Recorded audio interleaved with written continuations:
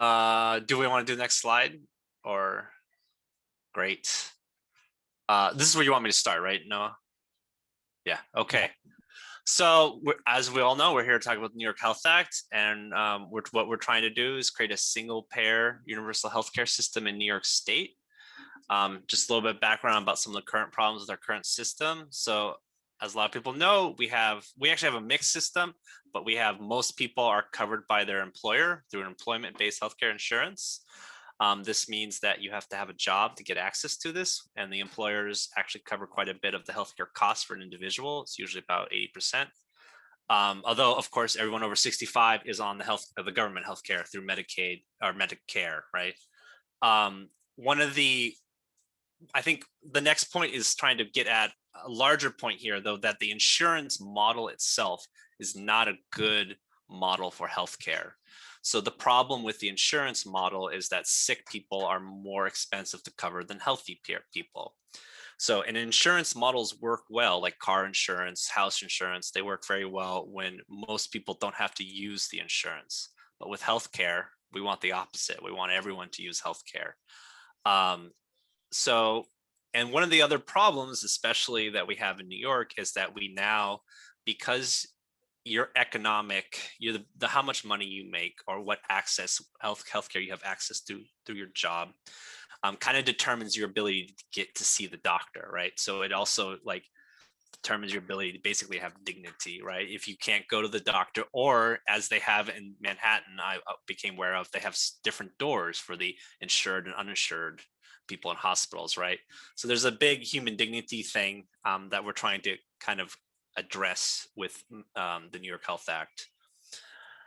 Another problem is that these insurance companies are profit-motivated private enterprises that have a fiduciary duty to make money for their investors, which means that they want to push the costs of healthcare expenses onto society. So this has lots of ramifications in other places. One of the things that's come up a lot was like college expenses, for example. Colleges spend a lot of money on healthcare. That's actually healthcare costs for their employees of colleges are driving a lot of this. And which is pretty wild, but despite the fact that the US spends more healthcare per capita than anybody else, we still have a lot of people that don't have access to healthcare. So clearly this system is broken, it's not working, and the private healthcare for-profit system is like a bad model. Yeah, also if any of my other comrades from the OC see something I'm saying wrong, please jump in and correct my incorrectness. But next slide, I think. Okay, so here's some facts. We spend 3 times per capita more, but we actually have really bad outcomes, right? So you can see kind of, I'm not going to enumerate all of these, but, and this is, by the way, I thought this was for the developed world or the wealthy world, right? But, we have the lowest health life expectancies. We have some of the highest infant mortality rates in the developed or wealthy world. I know I saw a figure that, for example, a child born in Botswana compared to a child born to a woman of color in Alabama has a much better health outcome than, in Alabama, which is kind of wild to me. We have millions upon millions of people that are underinsured.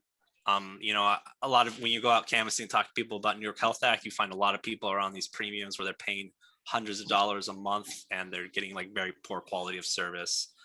Another thing that I think was really important and it's really became obvious during COVID is that so many people, as they lost their job. Oh, would someone mind muting for a second? It's pretty loud. I don't know who it is. Thank you. As we saw during the pandemic, a lot of people lost their jobs and then they lost access to healthcare at the same time, which is kind of just a crazy and ridiculous system. Okay, so now we're getting at the reason why. So, the reason why is these healthcare insurers, they want to reduce the level of care that they give because then they're able to extract more profits from us. So they have an incentive to try to deny care to people, even though that they're supposed to be the people kind of dishing out care to everyone else. The private insurance we know that the private insurance industry is not good at doing the administrative costs. I believe it's Medicare does it for 6 cents on the dollar, and I think private insurance does it for 30 cents on the dollar. I'm not exactly 100% sure on those numbers, but yes, there is like a huge amount of administrative waste that goes into these private insurance companies. I also believe I saw a figure where 42% of nursing time is spent on administrative overhead in New York State, which is just kind of ridiculous when you think about how much more time these nurses could spend with patients compared to what they're spending dealing with different types of paperwork. I think that's pretty much it for this slide. Next one. So why are we here to talk about? Well, we're here to talk about universal single payer healthcare. So what does that mean? And what does that look like? So basically what we're trying to do is create a single payer system. So there is everyone gets put into the same pool. It's like the state of New York would run an insurance company, kind of, although it's a little more complicated than that. And by pulling everybody into the same group, we get a couple benefits. One, we're able to be more effective, reduce the administrative overcosts. We're able to, the state itself or the state agency is going to negotiate with healthcare providers. We are going to give everyone healthcare regardless of whether they're employed, whether they're old, whether they're young, whether they're sick, or whether they're healthy. Which is going to be awesome. We're also going to, like I just mentioned, the nursing situation, right? With a single system, we're going to reduce the administrative overhead so nurses can spend more times with their patients, which is what we want. And another thing, I think this is like, I don't think single payer is a silver bullet for everything, but if we remove the kind of healthcare as either like through your employer or through other systems, if we put everyone into one pool, we're just going to start to address some of this healthcare inequality in the state. New York is one of the worst states for healthcare outcomes between people of color and white people, or between rich and poor people, right? And this kind of puts everyone in the same bucket. It starts to kind of erode some of these tiers or these different kind of hierarchy in our healthcare system. Great. So we're not the only one doing this. New York State, there's a couple other states. California also has a single payer program or bill, and the governor, I think, actually came out in support of it. But one of the things that we want to do here is we want to prove that it works on the state level. This was an approach that Canada took with their healthcare system, or their national healthcare system, where I believe Saskatchewan, the province of Saskatchewan, tried out the kind of their approach to single payer healthcare. And then the rest of the country saw, oh, hey, this is not a disaster. We can actually make this work. We kind of want to do the same thing here, right? And I think, another point here is that, like, just with COVID, like this whole system's a mess, and we need to do this now. Like, even the hospitals and the insurance companies are struggling because of COVID and because of the health crisis that has followed. Yeah. So what is the New York Health Act? So the New York Health Act, it's a bill. It was first introduced in the 90s, which is something I found out pretty wild. It's a plan where every single New York resident, so every human being in New York State, will get access to it. Also, people who work in New York but say live in New Jersey and Connecticut will also have access to it.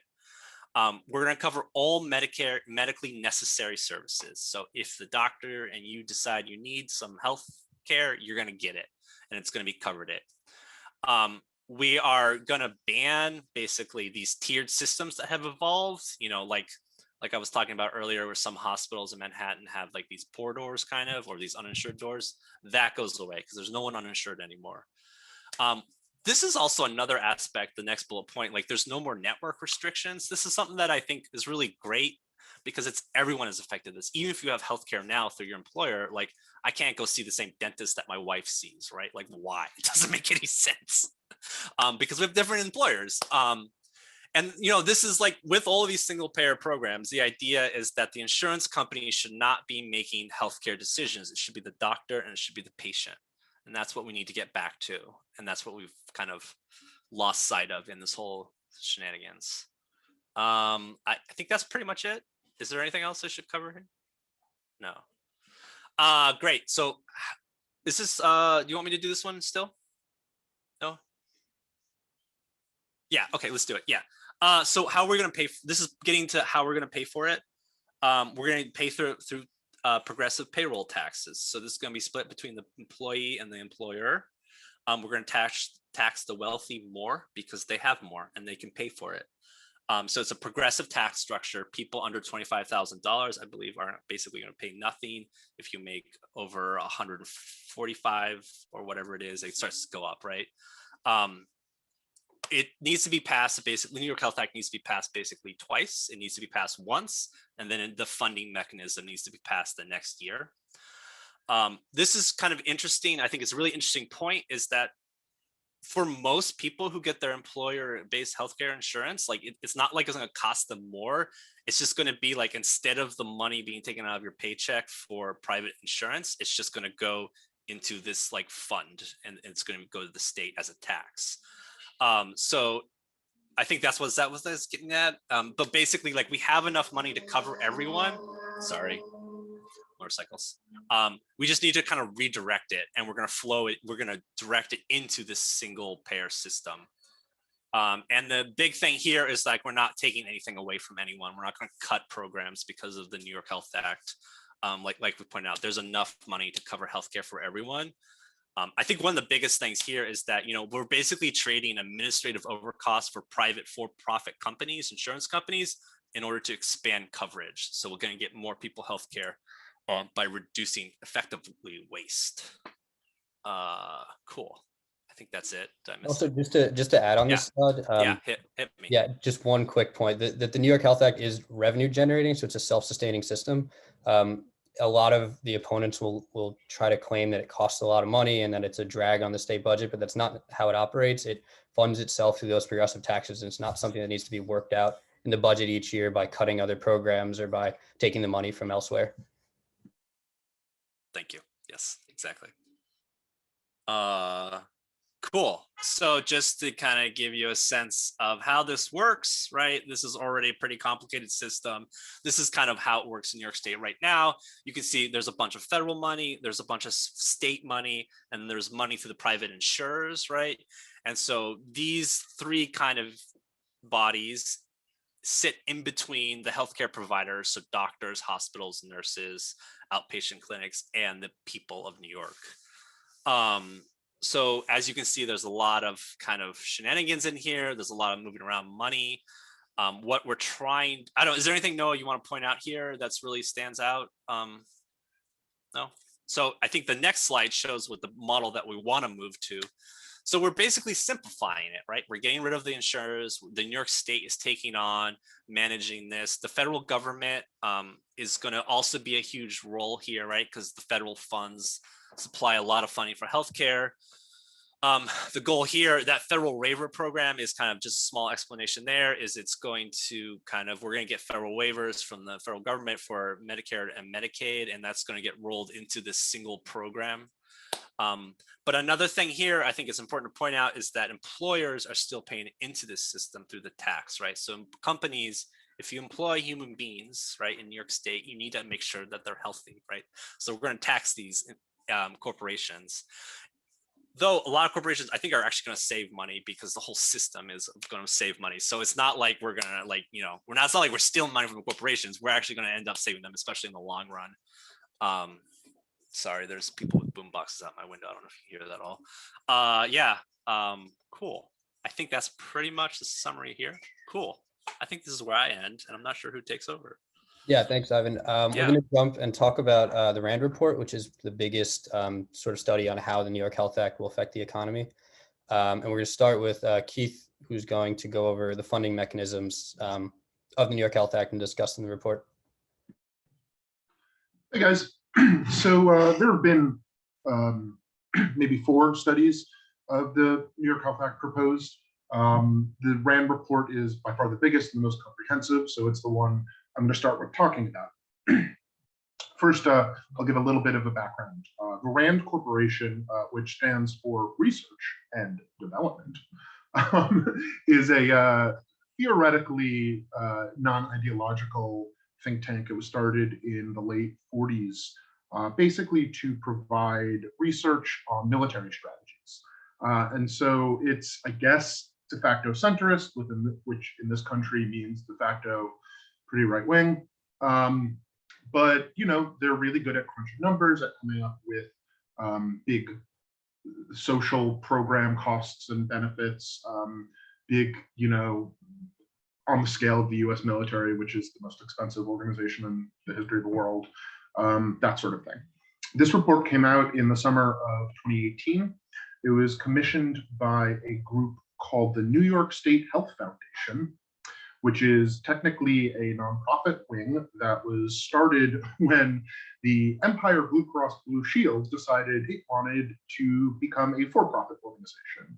And part of that was they had to take some of their blood money for profit and give this nonprofit foundation.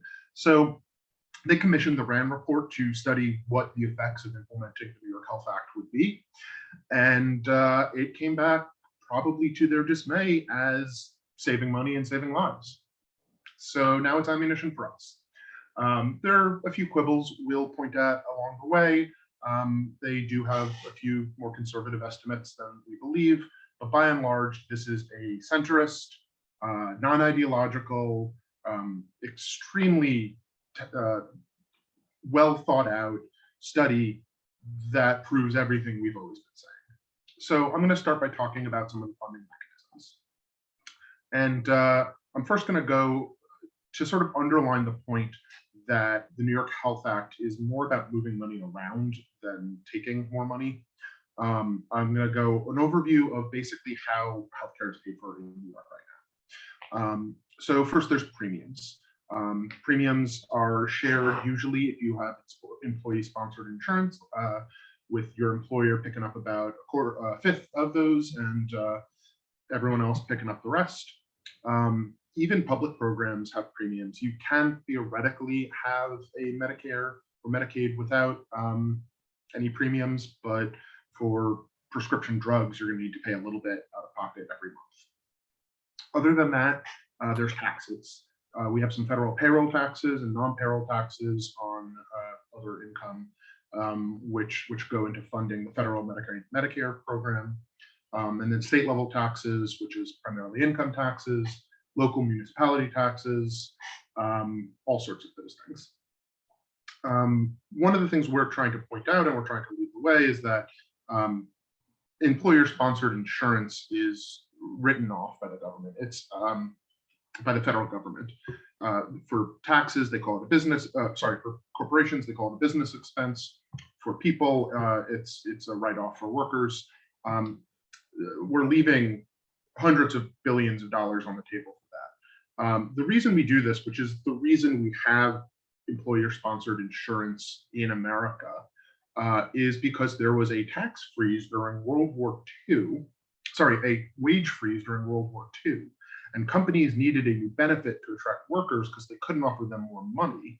So the government decided on this as a stopgap. If you offer them health insurance, we'll let you write it off.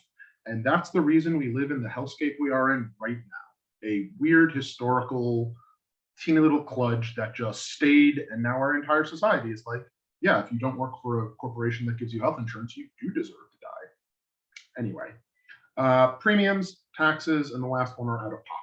Out-of-pocket payments are copays, reinsurance, anything you just give your healthcare provider cash for doing because your insurance doesn't cover it or you don't have it. So those are the three categories that are how people spend money on healthcare right now. So let's go see how it looks like under the New York Health Act. Okay, so New York Health Act has basically two main mechanisms. The biggest one is a new progressive tax. This tax is built into the law. When we talk about it being self-funding, what we mean is that the law, as passed, has the tax that will implement the program. When we talk about it needing to be passed again in the budget, it's probably best to think of those as like startup funds. There will be we need to have money to like institute the New York Health Board of Directors. You need to hire people to run the system. So those are the funds that we'll need to pass. We don't need to pass a tax again because passing the law the first time has the tax that will fund it forever in it. So it's a progressive tax. It's mostly a payroll tax. Again, there's a smaller non-payroll tax on income. the payroll tax is split 80-20 between employers and employees. This is an extremely progressive tax. We'll talk about how literally on the next slide. But this is probably the main way in which we move from the current regressive system to a progressive system. If you look at how much people spend on healthcare as a proportion of their income, the poorest in our society spend around 34% of their income on healthcare. The richest, about 26%. The New York Health Act reverses that. We're asking the richest of the rich to pay about 35 or 36, so about 1 or 2% more than what the poorest of the poor currently pay. Right now, the way health insurance works is it's a massive transfer of wealth from the poor to the wealthy, and the New York Health Act reverses that. So the payroll tax is our main fight attack. There are old taxes. Your federal taxes won't change. It's a little convoluted, but essentially, and we'll get into this in a little bit too, essentially the federal government will still tax you for Medicare and Medicaid. You'll pay that money to the federal government. The federal government will ship that back to New York State, which will be fed into the New York health system. So that's complicated, but until we have federal Medicare for all, which we're hoping the New York Health Act will help us get, it'll just have to go through an extra step. State and local taxes will probably shift. The New York Health Act is likely to, we'll see, it has a bunch of knock-on effects for the economy. So wages are expected to increase. Employment is expected to go up. Because of, and in addition to that, of course, the various local governments no longer need to pay their public employees health care because the state is doing it. So they save all that money. So state and local taxes will likely go down as a result of that. All right, let's look at the RAND tax proposal and how realistic it could possibly be. Okay, so RAND's main body of this paper proposes what you see in front of you. It is not what is going to happen. That's because the New York Health Act, the newest version that's introduced, and other New York laws basically make it so we can't raise taxes on people making in the bottom 25% of income, the lowest quartile. So rather than seeing, under New York Health Act tax, New York Health Act payroll tax on the very top line, those will be 0, 0, 0, and then 0, 0, 0. We're not taxing the poorest fourth of society anything. That means also that the tax begins lower for the next group and is a little steeper. So overall, the actual version that could pass is even more progressive than this. People on the lowest end pay even less, people on the highest end pay a little more.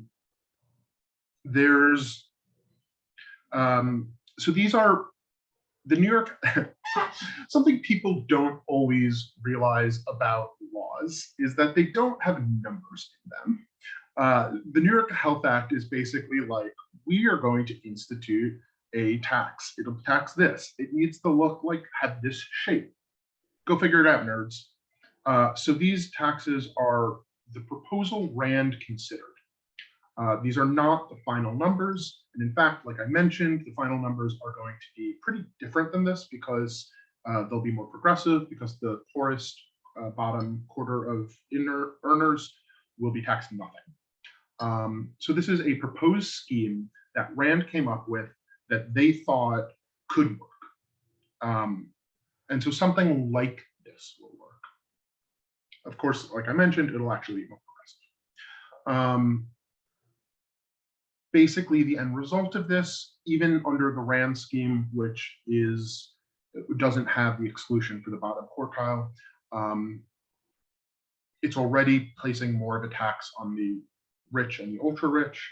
It'll be even more under the actual implemented New York Health Act tax. Okay, very good. All right, federal waivers. In addition to this new tax, the way we are getting the rest of our funding is the money that the federal government already gives us for healthcare. Most of that is for Medicare and Medicaid. So the government matches funds that the state spends on it. It taxes people on federal income funds. Those go to Washington, and some of those go back to New York to pay for healthcare. We would be taking those funds and putting them into the pool for the New York Health, along with everything else. Everything goes into one huge pool. It's important to put the money in the same pool because we're putting all the people in the same pool, which allows us to pool the risk, which means that we're not trying to have a system that only props up the poorest, who are usually the sickest, because our society is broken like that. So everything goes into a giant pool of money. Everyone goes into a giant pool of risk. And so we need to take the federal money to be able to do that. There's ways of opting in and out of these money. They're called waivers. Basically, you have to go to the federal government and convince them that the program you're wanting to spend the money on will cover people effectively the same. It has to be the same kind of money. It has the same kind of coverage. It has to give them similar benefits, and it has to be budget neutral. You can't say, yeah, and we'll need more money for this. Since the tax is a state level thing, we're not asking the federal government for more money from that, so that part is fine. Similarly, the new funding that the ACA, which is Obamacare, had to subsidize insurance programs also can be requested through waivers to go to other programs. Again, as long as the coverage is as comprehensive and affordable as the ACA is, the New York Health Act is far more comprehensive because it's completely universal and far more affordable than the ACA is. So basically, the New York Health Act meets all of the requirements to get this federal money, and honestly, we're pretty good. Even better, the current Secretary of Health and Human Services, it has been on the record as a Medicare for All proponent. And right before he came in, he was essentially saying, I like the idea of states experimenting with more progressive ways. He all but said, somebody please implement universal health care. I will write those waivers. I will fast track it. Just do it. My boss doesn't want to do it federally. Please, somebody do it. I want to give you money to do it. Really, he's like all but said that. So we're good on the waivers. And those are the major streams of revenue of funding for the New York Health Act. It's taking money that you're already spending, taxes that already exist. The taxes that it does create are basically in lieu of premiums you're currently paying and the money that your employers currently spend on your healthcare if you have employer-sponsored insurance. The federal money is going identically, and those three merge Voltron style into a gigantic pool, which we will use to heal sick people and make it so medical debt doesn't exist anymore, and be slightly less evil than we are right now. All right, so let's move on to what the actual conclusions of what a society slightly less evil would look like according to Rand. Thanks, Keith. Carl, you want to take it from here? All right, so some conclusions that we've drawn. So healthcare spending goes down, right? And this is really like the one takeaway we hope you get from this, is that we don't have to generate money. We're already spending more than it takes every year to give healthcare to every single human body. And so by creating a single pool that covers absolutely everybody, and also a progressive payroll tax structure with some extra stuff on corporations and really high earners, we pay for it and then we save money almost immediately by even these conservative models. So what's factored into that? So there is some things where spending goes up, and we hope it goes up. We want it to go up, right? We want to see increased utilization, especially for primary and preventative care, right? We don't want people getting care at the last minute when they're afraid they're going to die in an emergency room where it is the most expensive. We want people going to regular doctor's appointments, especially people who haven't had access.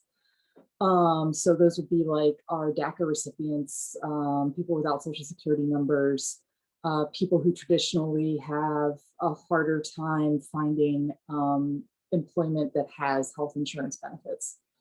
It eliminates all forms of cost sharing. You pay part of your income to the state, and then you go to the doctor, and that's it. You've paid. You only pay once. You're paying for it. It's not free, right? You work, you pay a little bit. We all pay in, but then that's it. There's no extra barrier to you getting your prescription medications, your glasses, your mental health counseling. That is all included. What we want is people to use their health insurance. Insurance companies do not want you to use your health insurance. They don't want to make payments. We want you to use this. And so the barrier is as low as possible there. There will be incredible decreased spending though. Administrative costs go down. People who work as health administrators get hired by the state. They're still needed.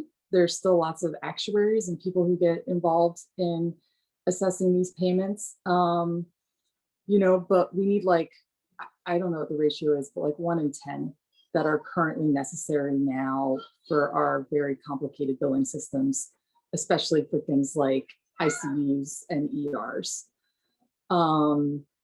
Prescription drug prices is incredibly important. Nobody in the United States really negotiates the price of drugs. And this, because we're a state, right? We are a state of millions of people. We're a huge market all by ourselves on the scale of entire countries. And we say, you have to negotiate with us. We will negotiate the price of drugs with pharmaceutical companies and bring down the costs significantly for all people here. Next slide. Individual payments are progressive, as we've said over and over again. Progressive tax structure just means, and this progressive payment structure just means the more money you make, the more your financial responsibility of contributing to the fund that covers every human body under the plan. Employers who, as other comrades of mine have said here, have a responsibility to the people they employ to make sure that they are cared for and healthy. They will do that now in the form of their own payments. Most employers will see decreased payments. This is the bane of being an employer right now in the United States, is that every year the price goes up for worse and worse coverage packages. Unions, we know, are having trouble now really using their sway to get good coverage, and rank and file is not as happy with it. Those who do not offer coverage right now will see increased payments simply because they will have to chip in. But we are very confident that this is a fair structure that would not put people out of business. The largest percentage of decreases would be for firms with fewer than 25 employees. So that could also in some cases be like restaurants and small businesses. I don't know if I've seen a breakdown of what kind of firms those would be, but yeah, most people see savings, individuals and small companies. Next slide. Employment and wages. So there is a wonderful idea, and I think it's really not optimistic. I think it's very realistic that the savings that the employers see through the New York Health Act could be passed on to the labor and to their workers. There was a great piece on Medicare for All in The Guardian about how much more each one of us could make under a Medicare for All single payer system, and we would estimate that something very similar could happen here, just in New York State. Low income workers on average, we believe would see wages increase. And they would also have health insurance, because we would all have health insurance. High income workers may see some wage decreases, but they have high incomes. So, you know, they can afford it, literally, and it benefits the rest of us, but it also benefits their families. you know, let's not forget about that, that maybe they're paying more, but like they don't have to think about how their child is insured, or if a family member gets cancer, that they might be paying very, very high prescription drug prices for that treatment. And so I think in the end, when you think about what goes into the entirety of life, you're still seeing savings overall. And then it increased employment. This was one of the best things that came out of the model, was that one of the things the insurance companies say is like, oh, you're going to lay us off. All of our employees will be unemployed. And that simply isn't true. A great number of them will be needed by the state government to work and help oversee the fund and payments and all of the administrative side.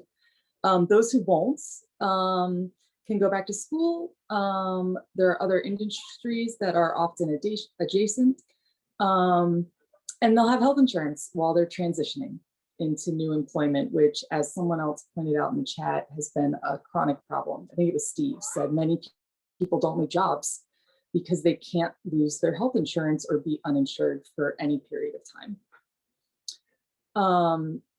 Decreases in revenue for the health insurance sector is like the nicest sentence in this entire slideshow. They just cease to exist here in New York State. They are no longer, we have done away with them. Changes in sectors that provide inputs to healthcare and insurance sectors. Noah, do you want to add anything to that line?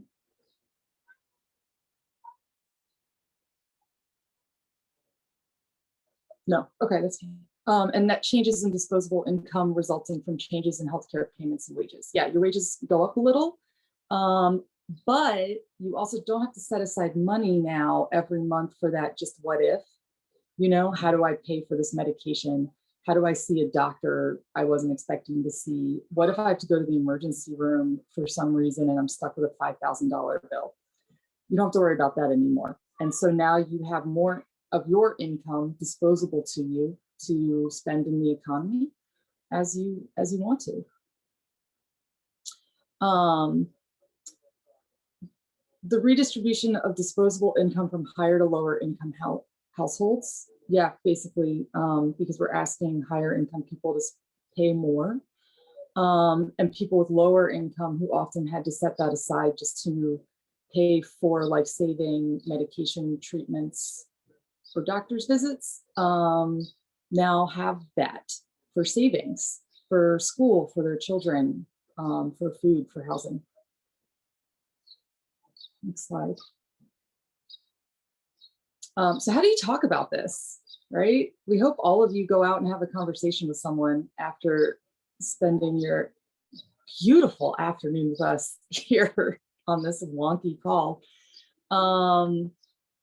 These are some of the talking points we really like to push. A 1% in overall healthcare costs in the very first year that people are using the program.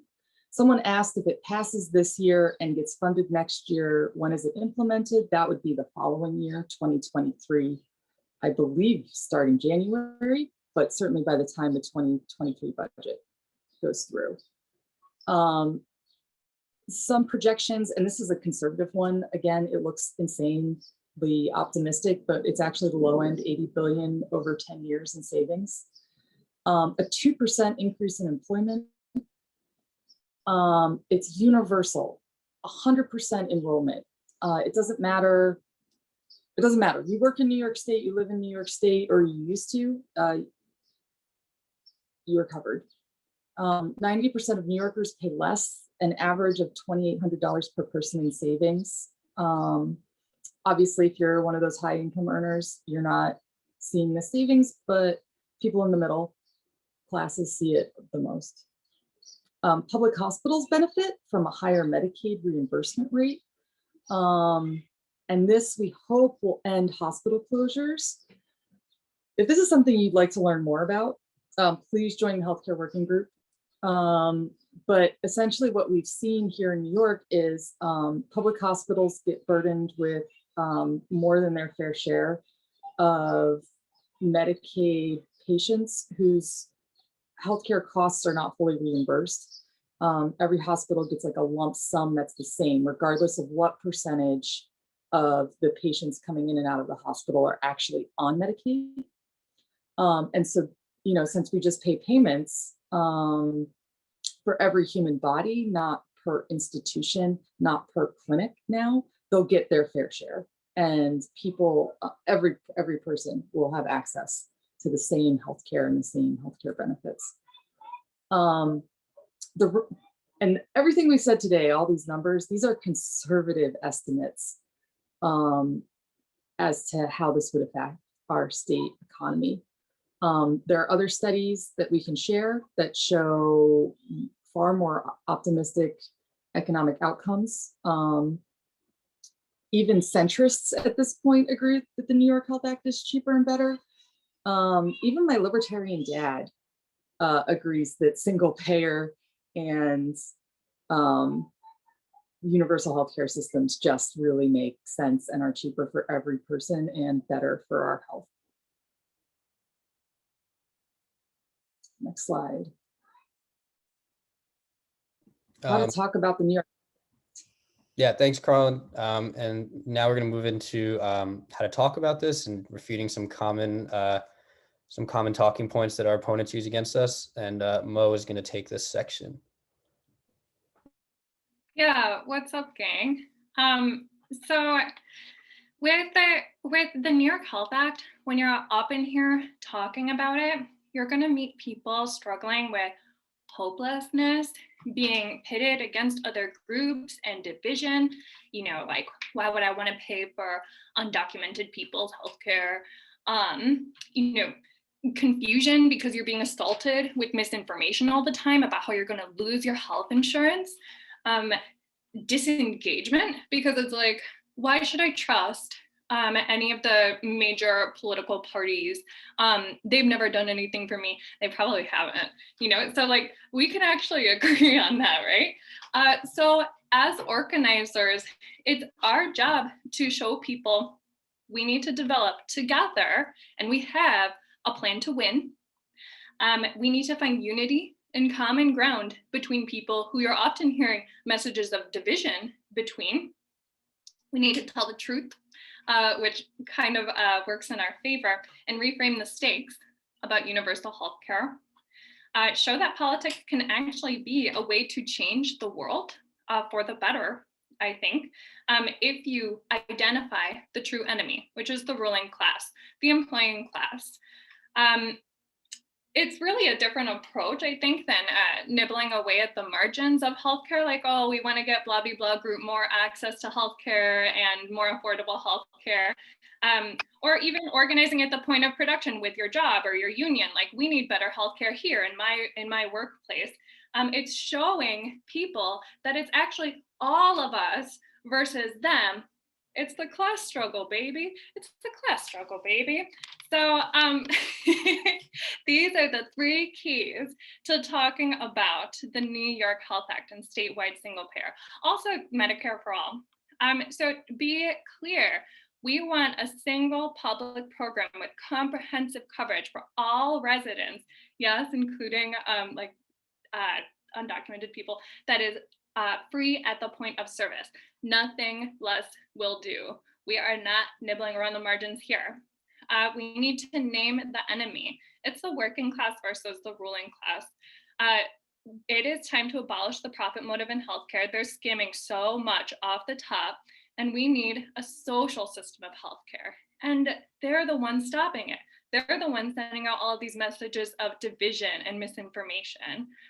Next slide. So this, like I said, it's a class struggle, baby. It's mass politics. Everybody loves single payer healthcare. I'm sure that you guys have noticed this is a pretty easy thing to canvass for, and it gets people amped. The people who don't love single payer healthcare are rich people.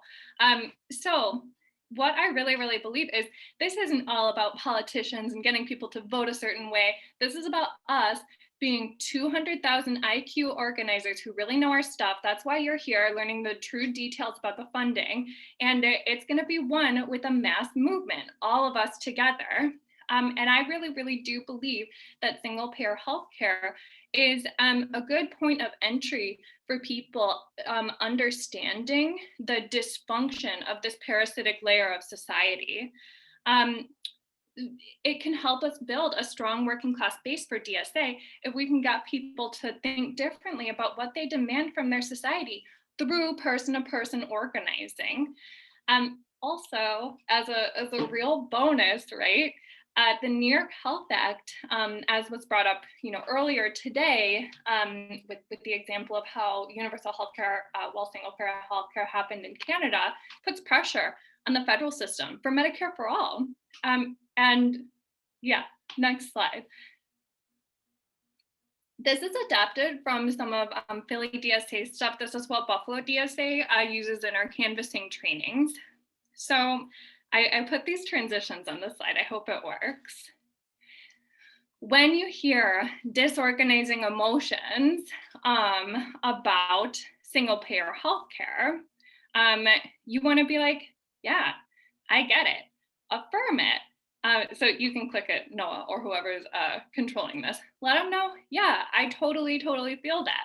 That's valid. You've been hearing this for years, this toxic individualist ideology. And then you want to tell the truth. Answer the question that's being begged here. I mean, don't be evasive. There might be a grain of truth to what they're hearing. If you don't know the answer, just say, I don't know, look it up, right? And when you're canvassing or phone banking or talking to people about this, and they ask you a question that you don't know, or like maybe say something totally wacky and you want to find out, don't be afraid to be like, hey, can I have your email or your cell phone number so I can text you or email you later and get back to you with this, because I have 1,000 organizers in my chapter, or we're connected to a bunch of organizers who can freaking answer this, and I'm going to find out because this is really important and I need you on my team. And then you want to, so you tell the truth, you answer, and then you redirect. This is what the future is going to look like. So answer the question. Don't debate with people too much, but get into it a little bit. So bring it back to our message and the working class struggle for single payer healthcare and universal coverage. Remind them of the issues and that we're making a plan to win, just as every massive universal social program has had to do before. So here's some stuff that you might hear. I can't afford to pay more in taxes. I'll open up the chat. I haven't had it open, but if you want to answer in the chat what you would say, please go for it, because I'll see it. I have it open now. So yeah, I totally feel that. Yeah, it's something that I've heard too, right? Healthcare costs in this country are the highest in the world for working class Americans. Totally valid concern. And then you want to redirect. Well, answer, sorry. So like has been said up in here earlier, we're not making new money. We're moving it around that already exists. And this state has a huge economy.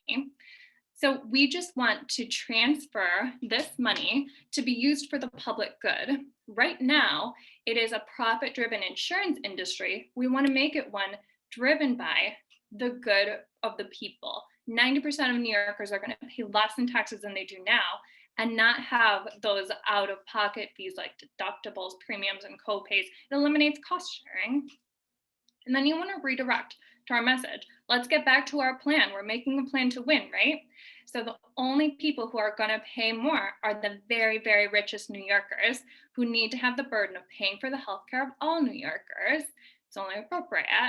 And it's absolutely not free, because we're all paying into it and we all care about it because it's universal and it's durable in that way. The special interest groups of the ruling class want us to be divided and working against each other so that we don't achieve this massive change. But something like the New York Health Act, aka statewide single payer healthcare, is in all of our common interests. 90% of New Yorkers not going to pay more in taxes. It's just crazy. So, okay, insurance workers might being like, might be like, oh my God, am I going to lose my job? I've been told that if Medicare for All or the New York Health Act gets passed, I'm out of a job. Like we've talked about a couple times here before, this actually really increases employment. So here's how you can answer that. Affirm, oh my God, it is so scary to think of something that will transform our economy like this, especially in a system where, as you know it, when you have to change jobs, you do lose your insurance. That's not the world that we're working towards, but that's the world that we're living in. And it is scary, and we should be realistic about that and honest about that. And then you answer their question. So insurance companies are not going to be operating in New York State. I made a joke in the chat earlier because the Bills Stadium was just renamed like Blue Cross Blue Shield Stadium. Well, Highmark Blue Cross Blue Shield Stadium. And we were talking about it in Healthcare Work Group, like, oh my God, what can we do about this? This is so, this is awful. And we were like, oh, the best way would be if it didn't operate in our state anymore, right? That's the ultimate payback. So yeah, while insurance companies are not going to be operating in New York State, this is going to create an entirely new state agency, a public good, really, that will need to be staffed by thousands of New Yorkers. And the displaced workers from these, private parasitic corporations are going to be the first ones hired for that. So studies, reliable studies, show that the New York Health Act is actually going to improve employment. And as we know, the public sector is a really, really important employer for especially vulnerable populations. You tend to have higher union density as well. So far stronger employment protections and benefits. And redirect to our mission, our plan. We can have a system that works for everybody without going through private companies. Literally every other, even capitalist country does this. We are the holdout, and we're even just talking about our state. So New York State has the money and the resources to socialize healthcare and protect employment, even strengthen employment. These myths are being pushed out by the employing class in the insurance industry and their politicians to protect their bottom line. So this is an interesting thing with the growth of the gig economy, as they say, right? How is this going to affect freelancers who aren't getting their insurance through their job? You want to affirm, kind of like the last one. Yeah, it's really, really scary to think about not having health insurance and looking for a new job, or this system affecting your job. I don't know if the thingy's coming up. Okay, cool. Yeah, especially for like small businesses or startups and people who work on contract, healthcare is a huge worry now. And it's hard to imagine a world outside of that. Of course, this is what we're trying to create. And then you want to answer the question, yeah, working contract is good for flexibility, but it puts you in that precarious situation. So you can decide how and when you work, but your employer doesn't have to offer any benefits. So a lot of these workers go uninsured or purchase their insurance from the marketplace. I always like to say, it's crazy that those two words ever go together, healthcare, marketplace.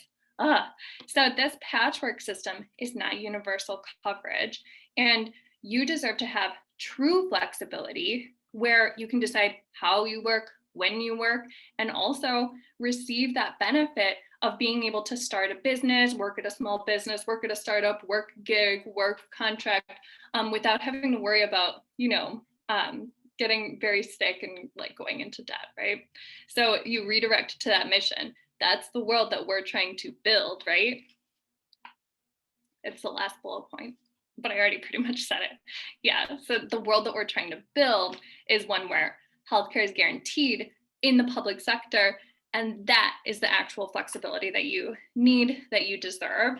You can move jobs, start your own business without the fear of, going broke. And I don't know, this is kind of a windfall for businesses, right? Because businesses lose the unpredictable and constantly increasing costs of insuring their workers, which means they can hire more people and pay better wages, like studies have proven. All of this and all of this flexibility simply means a healthier workforce. So this is kind of when I was talking about, you're gonna meet a lot of people when you're canvassing. Like, I don't see how we can afford this. Nobody will ever vote for something that's socialist. You know, it's understandable that it feels hopeless. It feels unattainable. So you want to affirm that, yeah, this seems like a lot of money. This seems like a really transformative change. And then you want to sort of address the kernel of truth in there while you answer. So right now, New York wastes a lot of money in this overly complex way that our healthcare system is set up. And we need to redirect that massive economy and make it work for us. There's more to this bullet point, yeah. So by redirecting the money that exists in this economy, but is hoarded by the ruling class, into one single payer for healthcare in the public sector, we can actually insure way more people and significantly reduce costs. It actually saves New Yorkers $2,800 on average, right? And then you redirect. So right now, the reason why you're paying so much in healthcare is because they're skimming it off the top. They're profiting. We can have a better system without funneling that money through corporations, but it's going to take a mass movement who knows their stuff to win it and defeat those special interest groups and these huge employers in the state. We all probably heard this a lot in the last couple months, right? Won't the rich just leave the state if we implement a progressive tax and actually provide a single payer healthcare system? Oh my God! So yeah, the bill taxes the rich. Just be straight up about it. And then you want to answer the kernel of truth up in there. Yep, it taxes the rich, but it's honestly, a myth that's spread by the ruling class. Oh my God, Pat's comment. It's a myth that's spread by the ruling class that the rich will leave if we tax them. So actually, working class people are more likely to be displaced than rich people. So rich people live here, work here, just like the rest of us, and they make a heck of a lot of money than I do, for example. We're actually, oh shit. I think I'm like echoing on someone's computer. Okay, cool. And so New York is one of the most undertaxed states. We're also the most unequal state, when you compare it to how large our economy actually is. And, to just bring it back to the facts, in 2009, New York did institute some taxes on the wealthiest, and the amount of millionaires has actually gone up quite a bit from this economic growth. So bring it back to our plan. The rich want to spread this myth that they will leave if we institute a program that actually taxes them. Just lean back on New York is undertaxed, and this is the most unequal state in the country. There's a huge problem here. So actually, this has just been shown that this is simply not the case. Taxes on the wealthy were instituted in 2009, and the amount of millionaires has grown. So you can be afraid of instituting mass change, or you can know that this actually means that you're waging class war effectively, right? I think this part is Noah's.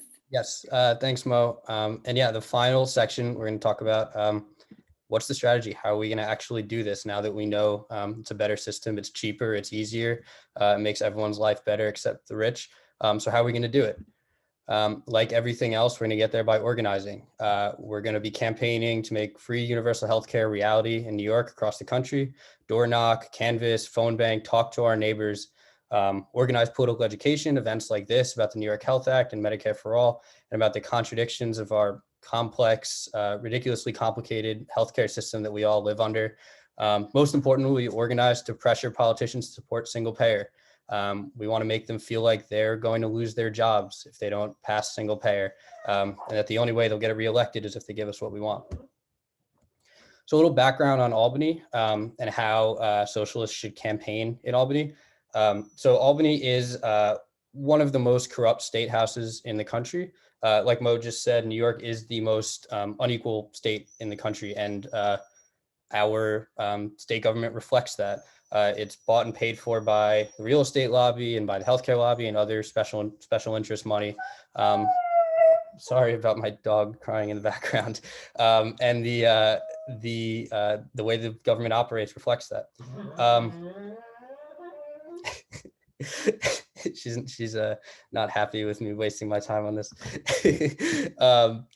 And then secondly, another note, what is the relationship that we as DSA have to Albany? We're not just here to pass laws, but we attack strategic in certain industries to build working class power, to build a working class movement. Things like healthcare, things like real estate that are very strongly embedded in the New York State economy and in Albany. We attack those industries, bring them back into the public good, and use that to build a working class movement. So the basics of Albany, the New York State Senate has 62 seats. The State Assembly has 150. Bills are passed through committees to the body, and then the body votes. Then it goes to the governor, who has 3 days to sign once the bill is passed in both houses, or he can veto. Cuomo can and does often veto bills, usually at the end of the year in November and December. And most importantly, as we just saw in tax the rich, the governor almost entirely controls the budget process. So there's a lot of power that comes from Cuomo. But luckily for us, he's been weakened recently by a lot of different events, which helps us in getting the New York Health Act through. So to pass New York Health Act, we work with not just DSA, but a lot of different coalition partners. So the strategies of those coalition partners, very narrative based. They grow and show popular support that translates to political pressure on lawmakers. Tactics such as petitions, call-in days, lobbying elected officials, lots of organization staff. They use outside pressure like big rallies, press, implicit or explicit electoral threats. And we differ in many ways. We work with them in many of those coalition strategy and tactics. We'll participate in those rallies and those call-in days and lobbying meetings.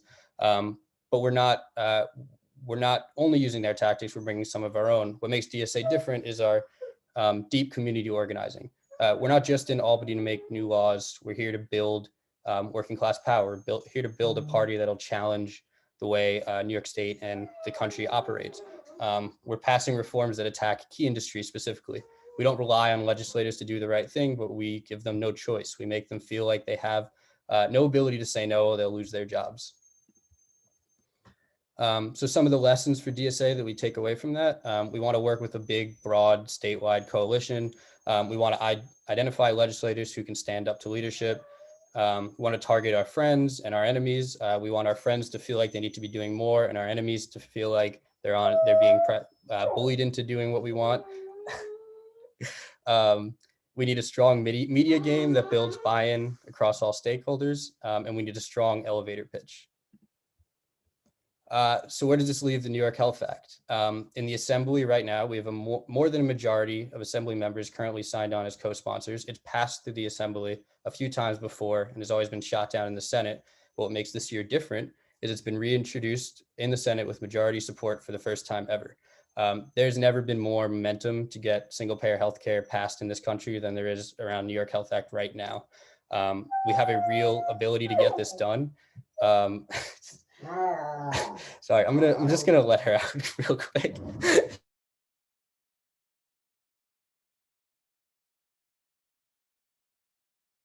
I'm sorry. So it's been reintroduced with majority support for the first time ever. There is real momentum to get this done.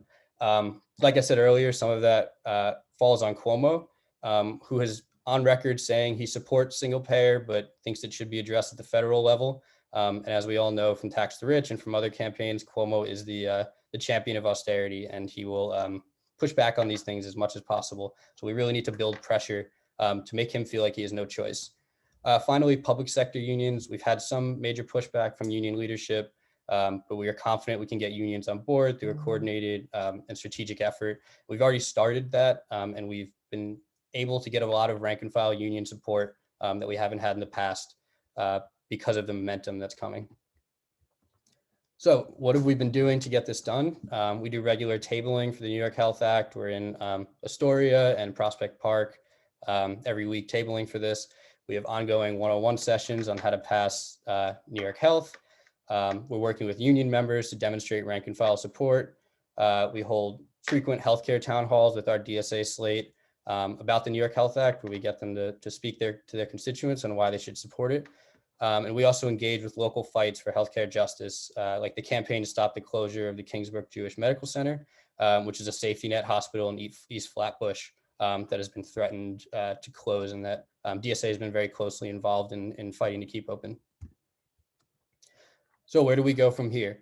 The goal is a campaign to pass the New York Health Act by end of session in June.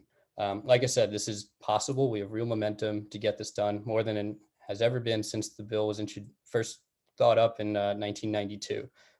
This is a real thing that we could do this year. But to do it, we need a strong base of working class New Yorkers. Legislators need to feel the pressure of electoral threats. They need to feel like their base wants them to do it. And if they don't do it, then they're going to lose their jobs, or they're going to be primaried, or somebody's going to, or their base is going to turn on them. How do we do that? We do that by building an army of working class New Yorkers with phone banking, tabling events, door hanging. We need to speak to our neighbors and speak to our coworkers and everybody we interact with on a daily basis on why they should support this and why they should take meaningful action to get it done. And finally, use the inside-outside strategy of DSA. We're lucky in that we have a slate of DSA members in Albany, and we can use the insights that they bring to us from Albany to inform our strategy, and we can do the same using the insights we gain on the ground to inform their strategy in Albany. Finally, what's next in the Pass New York Health campaign? We have a New York Health Act Week of Action coming up. We're picking up right where Tax the Rich left off. Now is the time to get involved. Our call for health justice and for universal healthcare needs to be as loud and large as possible. There's lots of momentum to get this done, and it's up to us to make sure that it doesn't fall off. We'll have a week. We're having a week of action starting next week, April 12th to 18th, starting on Monday. We're having daily field and educational events on topics like healthcare and housing, labor organizing for the New York Health Act, health justice is a racial justice issue, and it'll culminate in a big town hall with some DSA electeds that will come and speak about the New York Health Act and our strategy to get it passed. Like I said, though, we need all hands on deck to get this done. We're facing large special interests who don't want us to pass this, and it's up to us to build the momentum to get it done. So we need help with field leads, which we'll provide training for, planning political education events, social media, engagement with the unions, community organizations, mutual aid, anything else that you think may be helpful will be helpful. So if you're at all interested in helping out, you can go to that link there, which if somebody could put in the chat, that'd be awesome. Where you could sign up, and we'll be in touch with all the different ways to get involved. It's 2 events each day, tons of different ways to get involved, and we really we can do this if everyone comes. So please get involved. Well, thanks for coming, everybody. That's all we've got. So if we'll leave some time now for any Q&A. I know there's some questions going on in the chat. If anybody has any that you'd like to, if you'd like to speak up now or put in the chat, feel free, and we'll answer them as best as we can.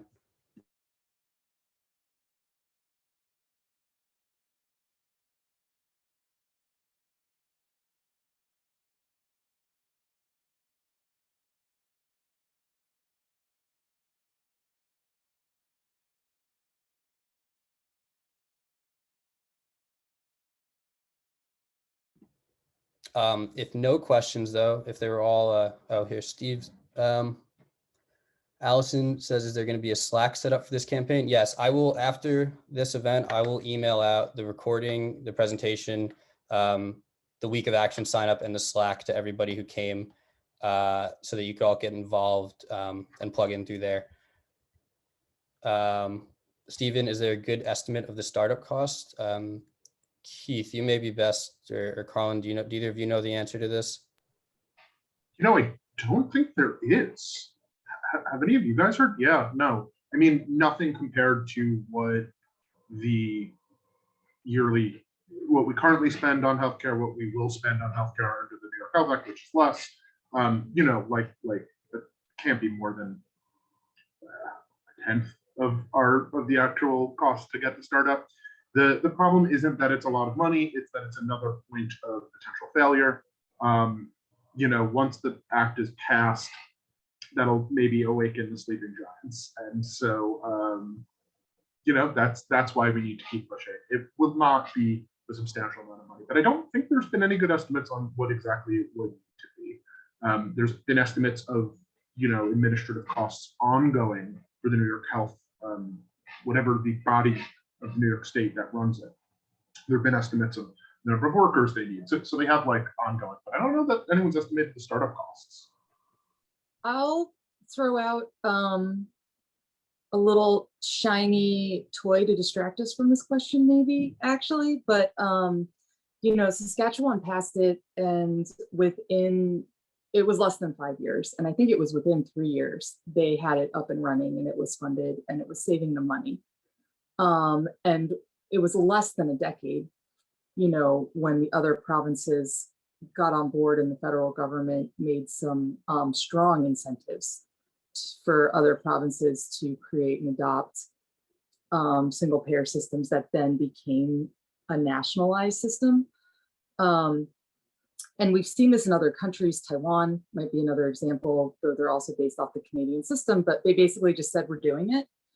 And it worked, and it wasn't like a spike of costs and then it evened out. It was like they started saving right away. And we do have some pretty good analyses of that like the Healthcare Working Group looks at, and we'd love to send them to you. So this is my pitch: Wednesdays 7 to 8:30, socialist.nyc, but you don't have to live in NYC, just show up, just RSVP and come and learn about all these different healthcare systems with us. And then also we should bring that up with the campaign and Gottfried and Rivera and see if we can come up with that's a fair and valid question. See if we can come up with an estimate. Yeah, I'd also add that this is why I'm excited to see that there's already plans for Tax the Rich to happen again next year, because this is how these things work in tandem. Is you know, if we raise the more pressure we put on Albany to tax the rich, the less excuses they have to tell us these things aren't possible. And that's why it's great to be in an organization like DSA, where all of our different campaigns work in tandem with each other. Allison asked, what's the timeline for the campaign? So the current timeline, if all things, ideally the timeline is we get it passed in June, and then it would get funded through the budget next year. So and it would be part of the 2022 budget. And then if that all goes to plan, then the New York Health Act would start January of 2023.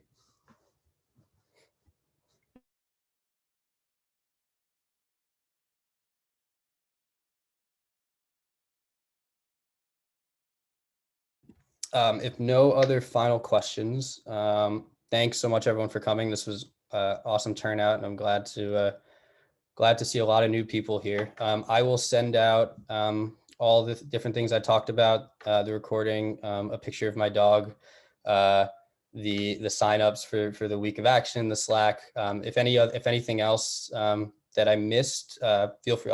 I'll send my email also when I send it out. So feel free to reach out to me for anything, any of the sources in this presentation or anything, and I'll send it over. But on that note, thanks everyone. Really appreciate everyone taking the time to come.